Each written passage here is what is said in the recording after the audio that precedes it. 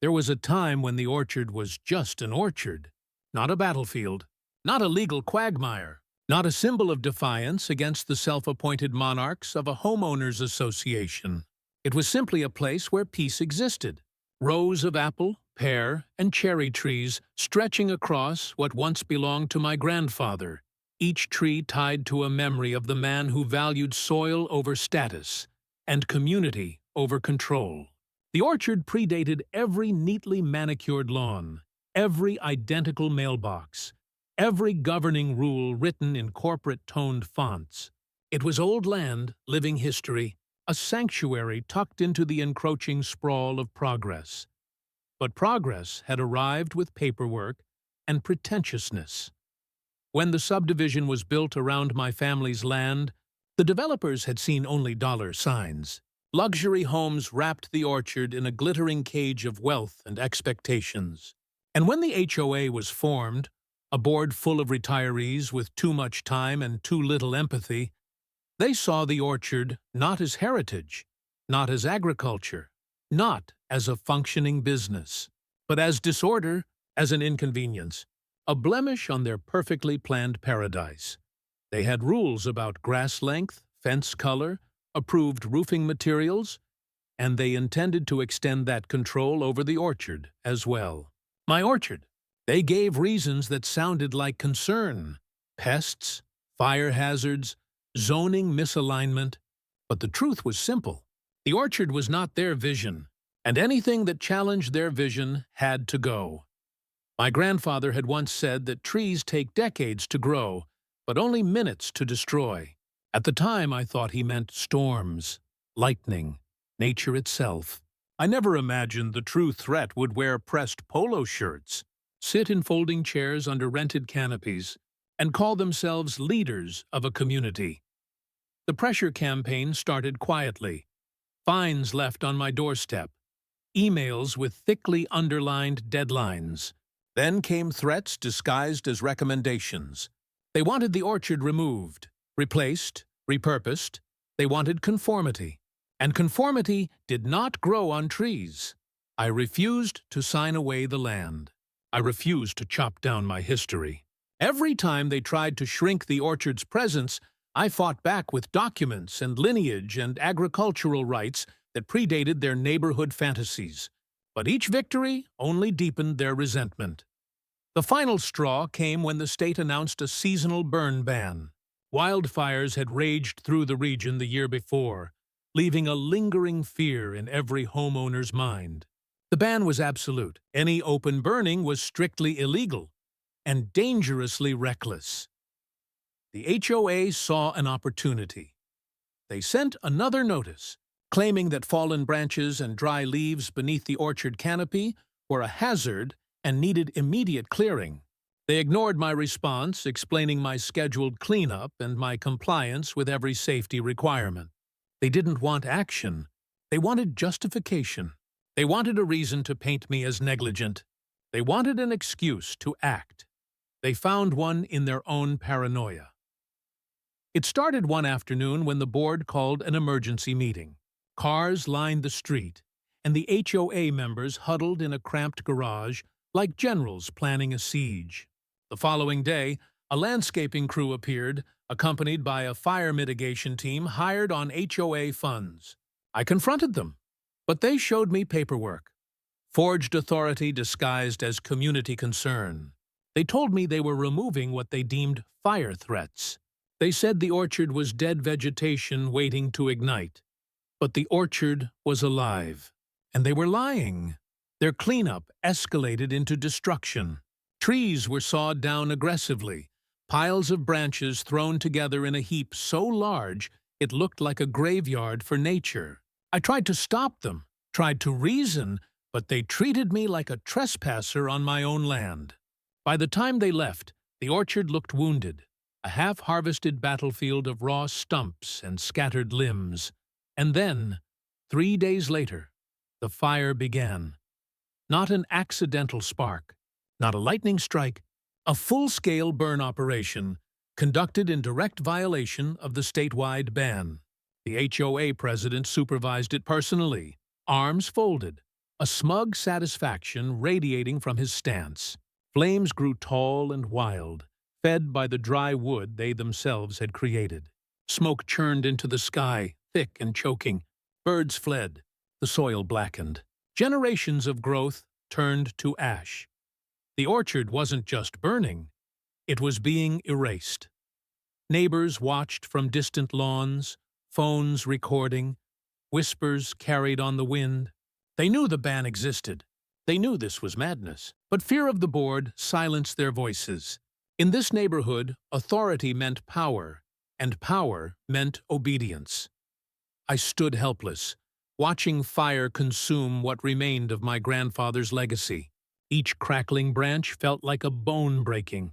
The roar of the flames swallowed my protests. Even as authorities were called, the fire continued. The HOA insisted it was necessary. Safe. Controlled. But it wasn't. A shift of wind turned the blaze hungry. It leapt, stretching like a predator into the nearby brush. Sirens arrived too late. Firefighters rushed in, battling a nightmare that should never have begun. The orchard was gone. The land was scarred. The ashes smoldered into the night. When the embers cooled, the HOA issued a statement claiming they had prevented a future wildfire. They presented themselves as heroes. They stood on the ruin of my history and smiled. For their own cameras, I thought the devastation was complete, that the worst had happened. But nature has a way of remembering injustice. In the weeks that followed, the air stayed dry, hotter than usual, resentment simmering beneath the surface like concealed magma. The HOA breathed easy, believing the danger had passed, unaware that consequences often arrive quietly before they roar. Because sometimes, when destruction is forced upon the innocent, the flames do not die. They wait, and when they rise again, they choose their targets differently. The first spark of reversal was coming, and it would not be falling on trees. It would be falling on the homes that stood too close, built too proudly, owned by those who believed they were untouchable. The true wildfire had not yet begun. The orchard lay in ruins, a charred memorial to what once was vibrant life. For days, I walked the blackened paths in silence, the ground crunching softly under my boots like brittle bones. What survived stood ghostly, twisted trunks and skeletal branches reaching skyward in frozen agony. The smell of smoke lingered long after the flames, a bitter reminder that destruction had come by human hands, not nature's will. The HOA members carried on without remorse. They patted themselves on the back for what they called a necessary purge. Their faces showed triumph, not guilt. Their homes, worth millions, stood tall and pristine on the hillside above the orchard, untouched by consequence. They believed they had won. They believed the orchard was gone forever. And with it, my resolve. But destruction has a strange way of awakening something ancient. It began subtly. In the mornings, a strange heat radiated from the ground, even though the weather had cooled. Steam drifted up from the soil at dawn, thin and eerie like ghosts stretching awake. Firefighters had declared the area extinguished, but the earth still pulsed with a quiet glow beneath the surface, a heat that would not fade. Neighbors avoided my land now. They whispered about curses, about things they couldn't quite explain. Dogs refused to walk past the scorched fence line. The birds that fled the day of the fire had not returned. Still, the HOA oppressed without pause. They sent invoices for the destruction they themselves had caused, claiming I owed them for fire safety efforts. The fines doubled weekly, accompanied by stern warnings. They attempted to seize portions of my land to expand community amenities. They believed I was defeated, smothered by bureaucracy, left with nothing to protect, but the land itself rebelled. One night, when the moon hung thin and sharp like a silver blade, I woke to a sound, soft crackling from outside, not of new fire, but of shifting earth. As I stepped into the blackened orchard, the air felt electric, charged with a silent rage. The ground seemed to breathe, tiny fissures glowing faintly like veins infused with embers. I crouched near one glowing crack. Warmth thrummed through my fingertips.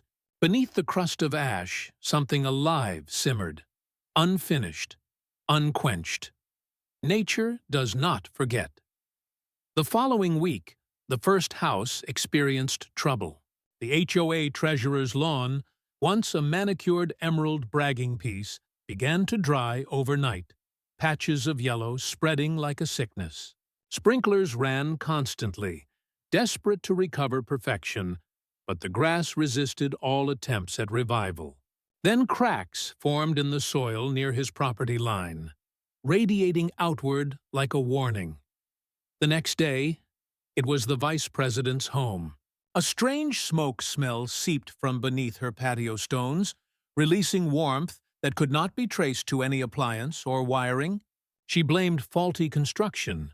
Contractors tore up stones and soil only to find nothing. Yet the heat returned the moment they left.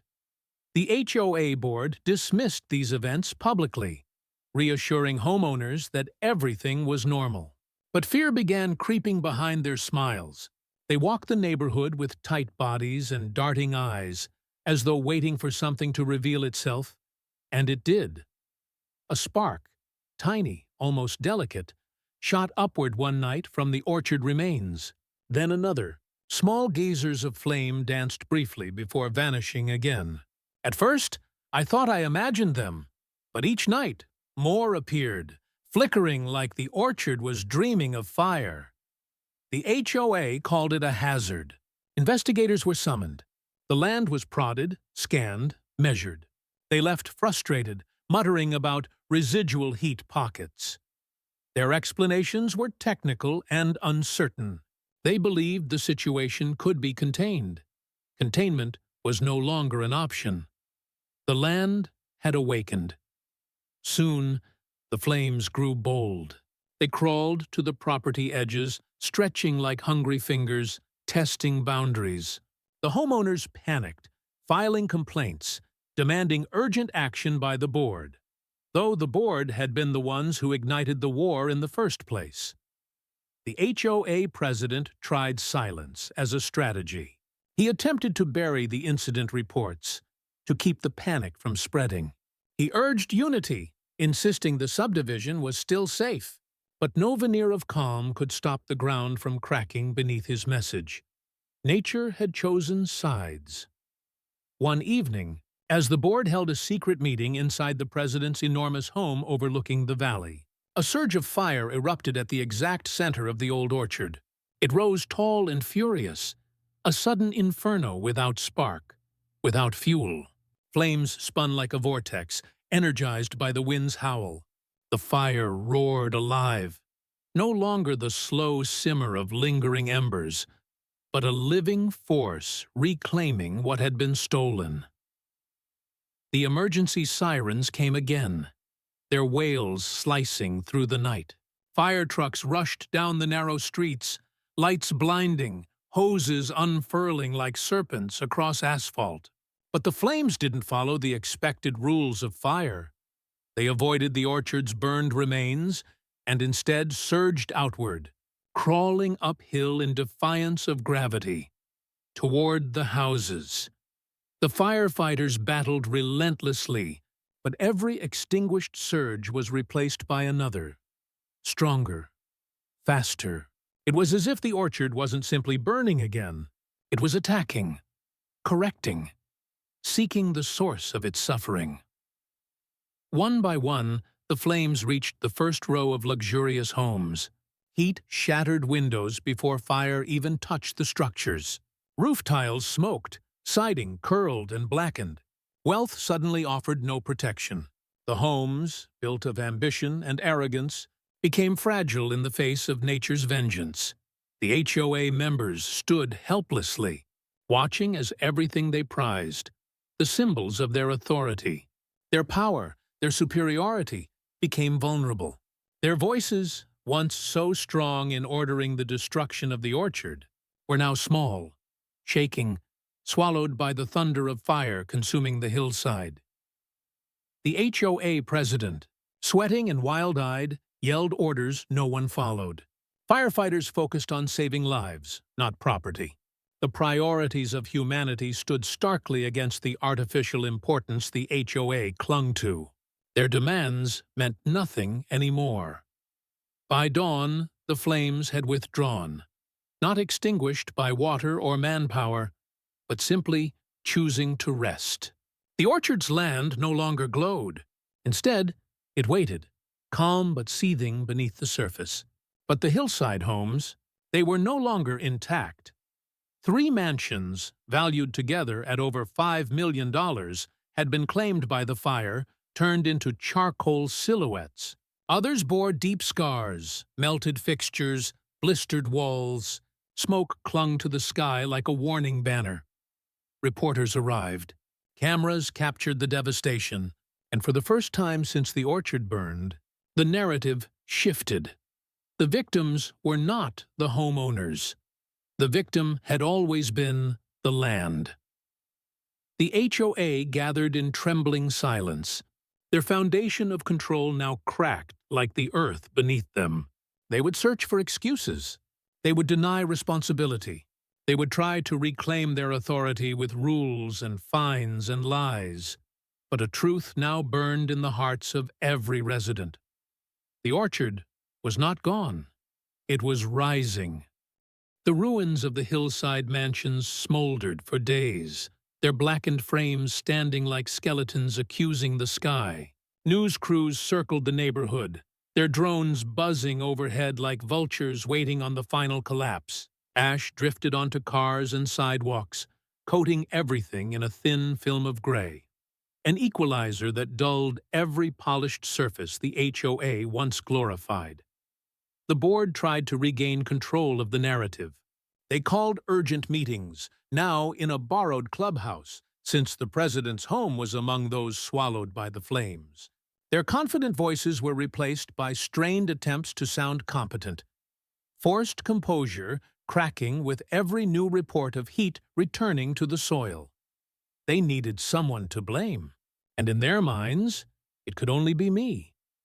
They claimed my orchard had become unstable, that I failed to clear hazards, that the fire had reawakened because I hadn't cooperated.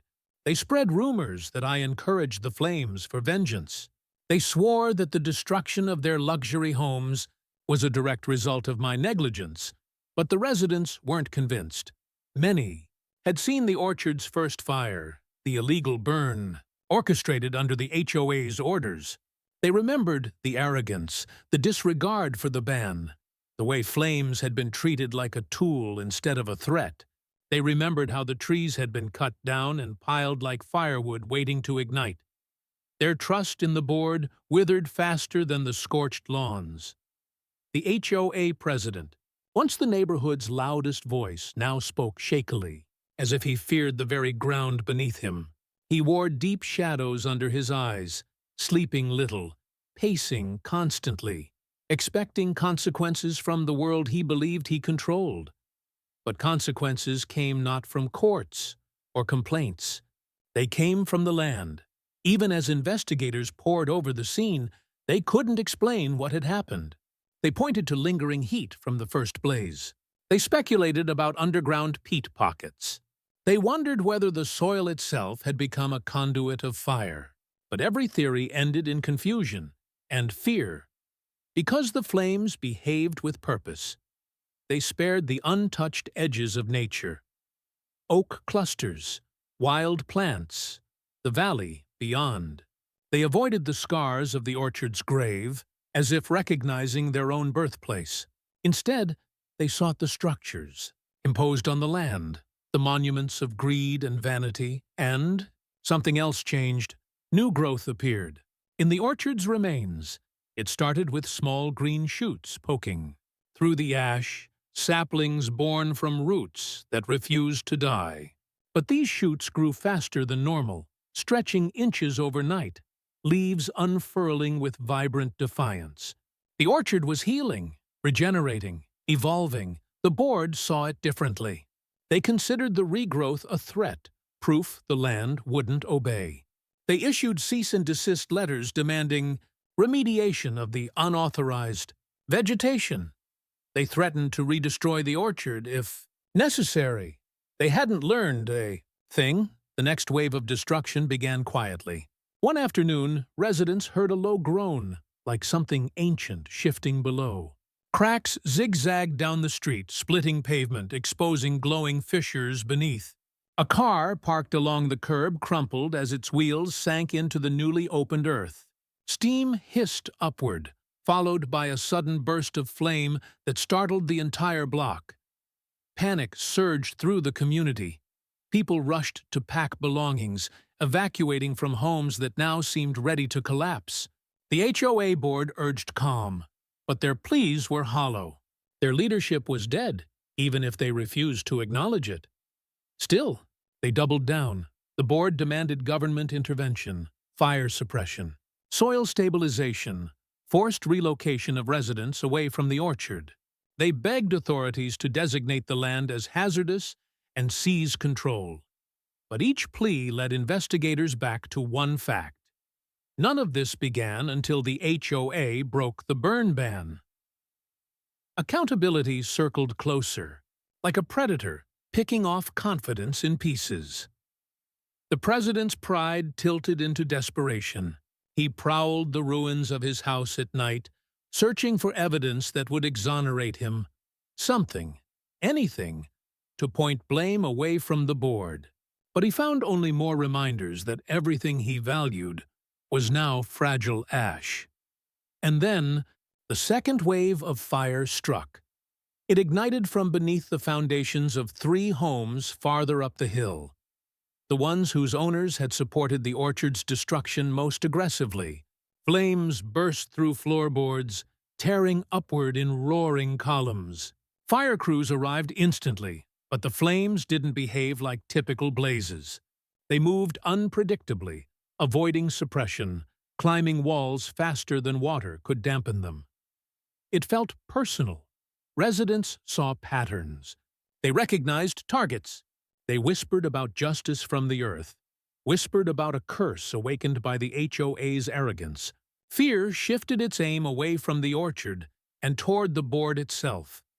The wealthiest families packed their valuables, retreating into hotels and second homes far outside the subdivision. The sense of superiority they once boasted had evaporated into trembling self-preservation.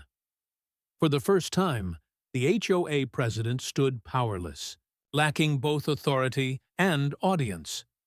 His empire of uniformity was burning down, home by home. Investigators returned and observed something startling. The fires did not spread randomly. They paused at property lines, choosing homes connected by paperwork, not proximity. They ignored homes that never voted for the orchard's destruction. They skipped houses belonging to those who opposed the burn. The flames understood justice better than humans did. Nor no one could explain how. Residents who once signed petitions against me now approached cautiously, avoiding accusations. They looked for answers in my face, as if I had summoned the fire, as if I had harnessed nature itself, but I was just as much a witness as they were, watching the earth avenge itself. The orchard's new trees grew taller each day, leaves glossy, bark rich and dark. Visitors whispered that the soil glowed faintly at night, like the orchard held embers instead of roots. And every breeze through the saplings sounded like memory, like whispered names of homes that once stood above in arrogance. The board refused to step down. They threatened lawsuits, attempted damage control, clung to authority like a lifeline fraying with each headline. Their meetings grew frantic, voices rising in panic rather than control. The president's speeches no longer echoed confidence. They rasped with terror, because he knew what was coming. Everyone did. The orchard would not stop halfway. It had only begun reclaiming what was stolen. The HOA president's world shrank as quickly as the flames spread. His empire, once sprawling across perfectly trimmed lawns and rows of designer mailboxes, had been reduced to a shaky table in a borrowed clubhouse, surrounded by piles of reports and crumpled notices. Authority no longer radiated from him. Instead, fear clung to his every movement like smoke to fabric. Residents who once praised his leadership now avoided eye contact in public. The fiery destruction had chosen sides, and everyone saw which side the board stood on. No one cared about fines or compliance letters anymore. They cared about survival. Insurance companies arrived like silent judges, walking the charred remains with sterile professionalism. They asked pointed questions about who authorized the illegal burn, who ignored the state ban, who claimed hazardous conditions that never existed. The board tried to deflect blame, but every investigation circled back to the same decision. The HOA ordered the destruction of the orchard. And now, the orchard was taking its revenge. The earth beneath the subdivision remained restless.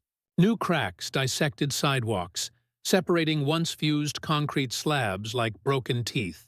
Flame glow shimmered faintly in the depths of each fracture, as though the land carried its own molten heartbeat.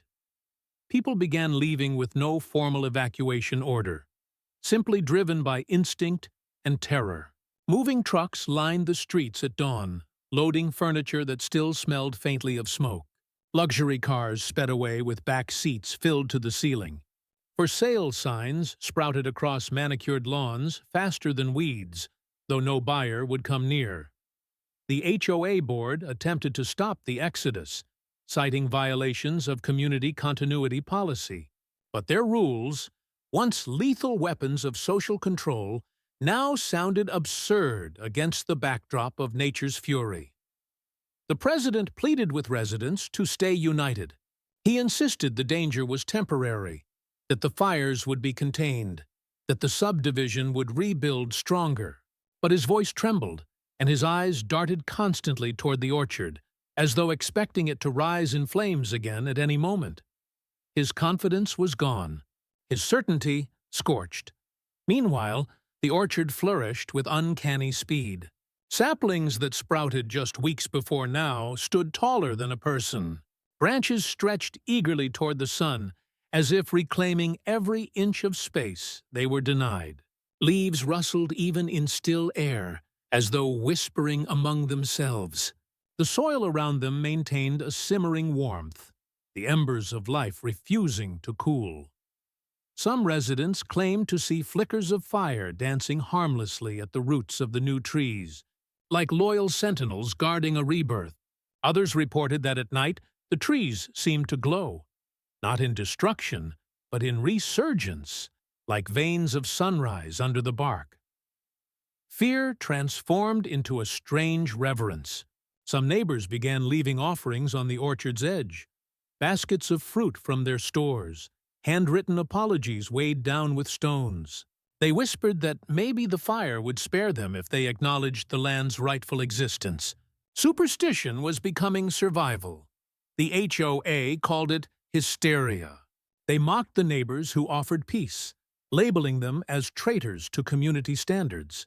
But even the board members avoided stepping too close to the regrowth, afraid of becoming targets. Desperation crept into everything the president did. He tried appealing to the county, insisting the land be seized for environmental safety. He attempted to sue me personally for damages he caused himself. He even searched for loopholes that would allow the HOA to dissolve the orchard legally. But the land did not wait for legal strategy to shift. One night, a deep rumble startled the entire neighborhood awake. It wasn't the roar of flames, it was the groaning of infrastructure built on arrogance. The hillside, once carved into tiered lots for scenic backyards, trembled in protest. Soil shifted, pulling fences downward into sinking earth. A retaining wall collapsed with thunderous finality, dragging a backyard patio and the pool that glittered upon it into a sudden crater. Water hissed into the glowing cracks below, turning instantly to steam. The ground had spoken. It wanted everything back. The president watched the chaos unfold from what remained of his property's edge. The sight drained the last remnants of hope from him. His hands shook as he clutched discarded paperwork, as though rules could save him now. Everything he built his authority upon was crumbling, literally, piece by piece. Still, he refused to surrender. He called one last emergency meeting, summoning whoever remained compliant enough to attend. The clubhouse lights burned late into the night as arguments erupted inside. Residents shouted about accountability, evacuation, responsibility. The board responded with delusions of control, insisting this was an unfortunate setback that proper governance could overcome. But even in that heated room, the truth flickered in the shadows. They were no longer in charge. Outside, the orchard's saplings swayed violently, though no wind blew. Leaves rustled with the intensity of a predator being held back only temporarily. Beneath the soil, something pulsed like the rhythm of a charging storm. The president dismissed concerns, slamming a stack of bylaws onto the table as if they still carried weight. He declared that the neighborhood would not fall into chaos, that order would prevail, that he would not allow the orchard, nor me, to destroy what they had built. His declaration was immediately answered. The earth beneath the clubhouse shuddered. Glass rattled. Chairs shook. People leapt to their feet as panic surged. A glowing line tore across the floor like a blade of molten fire, slicing the very heart of their authority. The fissure widened, spreading outward to the walls, splitting the building from foundation to roof. Flames shot upward, not wildly, but with intention. They surrounded the board members, casting towering shadows that made them look insignificant. Their screams were stifled by the heat, by the realization, by the moment the power they once wielded turned against them. They scrambled to escape, papers scattering like feathers in a storm. The clubhouse doors burst open as panicked residents flooded into the street, fleeing the fire that erupted from below. The president stumbled outside last, suit jacket torn, face drenched in sweat and fear. He fell to his knees on the pavement, breathing in harsh gasps, staring at the blazing remains of the last place he held authority. His kingdom had turned to cinders. From the orchard, flames rose once more, taller than any before, twisting into the sky like the reborn spirit of the land. The fire spoke not with words, but with destruction, making clear that an ending was approaching. The HOA had ignited the first flame. Now, the orchard was finishing the fire. Everything left to burn would burn soon. The subdivision, once marketed as a paradise of prestige, now resembled a war zone. Smoke curled into the sky where rooftops once shimmered under sunlight.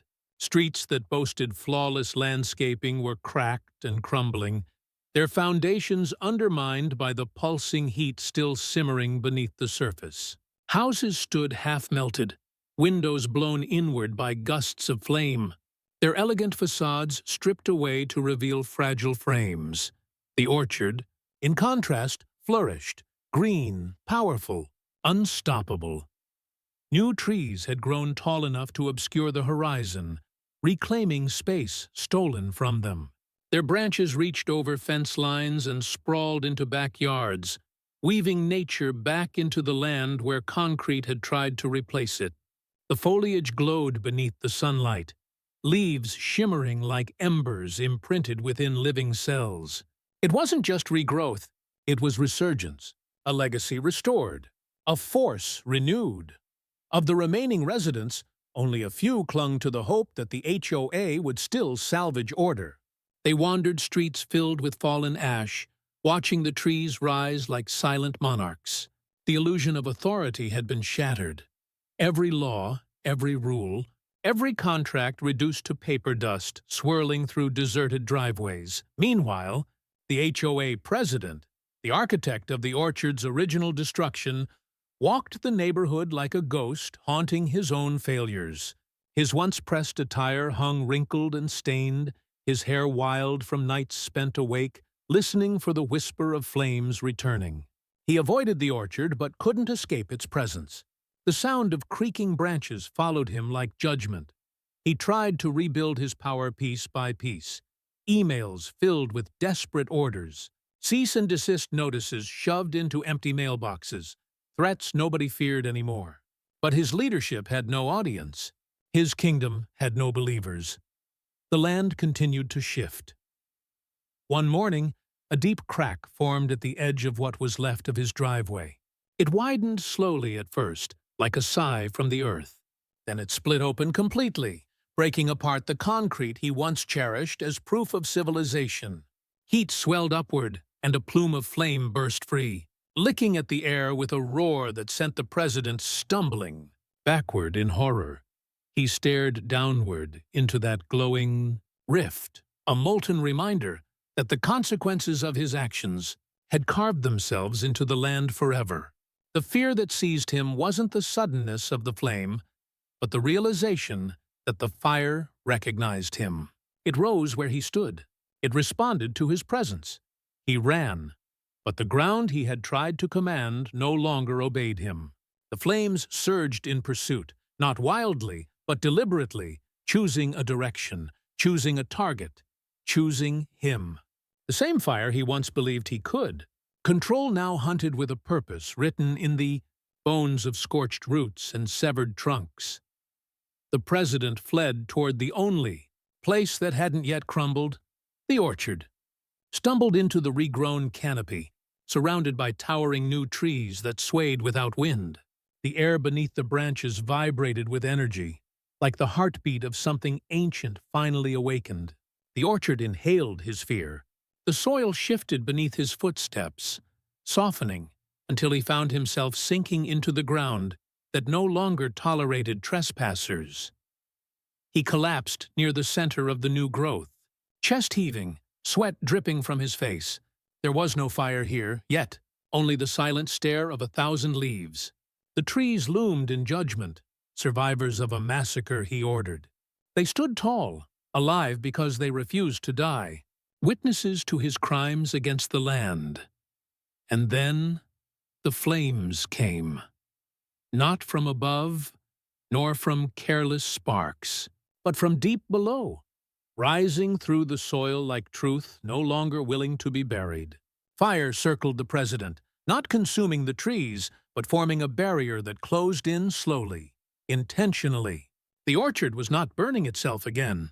It burned around him, claiming the final piece of destruction still left on its land. The heat grew unbearable.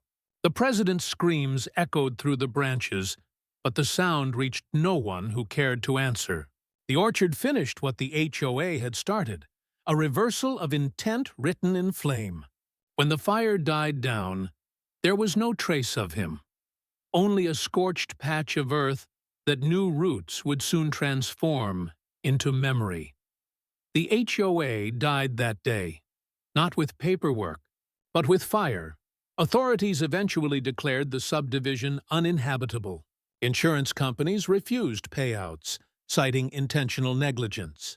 The luxury homes became condemned shells, overtaken by vines and cracking walls. One by one, residents abandoned the neighborhood entirely, leaving behind street signs that pointed nowhere and playgrounds overrun by wildflowers. It became a ghost community. And in the middle stood the orchard, fully reborn. No fences divided its land anymore. No boardroom decisions pruned its existence. Nature grew wild and stunning, thriving where arrogance once tried to suffocate it.